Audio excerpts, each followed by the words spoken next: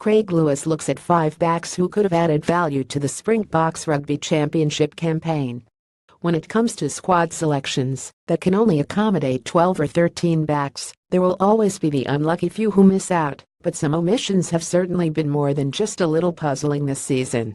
Ruan Combrink has been the most surprising continued omission from the box setup. This, after all, is the man who passionately stated that he would catch a cannonball for the box before going on to make a stunning debut off the bench against Ireland last year. A couple of subsequent injuries have served as setbacks, but Combrink is now fully fit and enjoying a stint of rugby in Japan. Considering Combrink offers a powerful kicking game, explosive strength and the ability to cover both wing and fullback, it beggars belief that he has been considered surplus to requirements.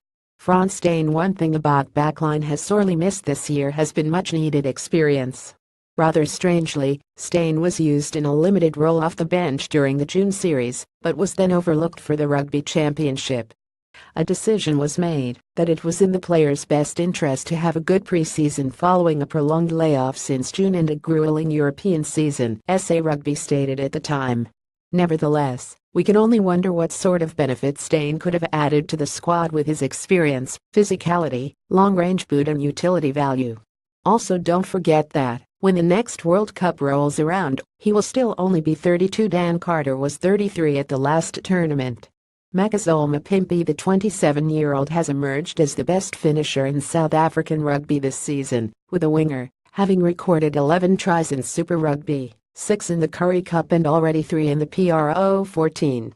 Boasting pure pace, size and strength, Mapimpi is the sort of player who could have brought out and outs factor to the back lineup. But instead, Raymond Rule has been afforded another opportunity to prove his doubters wrong.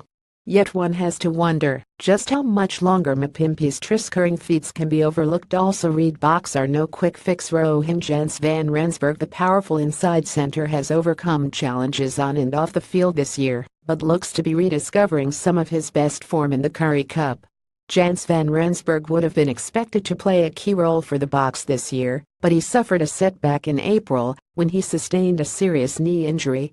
However, the 23-year-old is now back to full fitness, with his powerful running and physicality continuing to set him apart as one of the most destructive backs in South African rugby. Lukhanyo, the talented Shark centre, has been desperately unlucky on the injury front this year. After earning inclusion in the 31-man squad for the Boks series against France, he then sustained a cheekbone fracture in the Sharks' final league game before the June international break. Returned to action before the end of Super Rugby, but recently picked up another injury in the Currie Cup. Injuries aside, it's unclear whether the talented 23-year-old would have been deemed ready for national exposure, but his work rate, elusive footwork and ability to play at inside or outside center make him a player to watch for the future. Also read is another booking-winning photo backpack depicts the Springbok coaching team, as well as the players must be held accountable for the worst test performance in South African rugby history, writes John Cardinelli. What Nick Mallett had to say on SuperSport about the Springboks' humiliating 570 defeat against the All Blacks in Albany. The Springboks' blowout against the All Blacks on Saturday is simply a microcosm of a far greater problem facing South African rugby, writes Craig Lewis.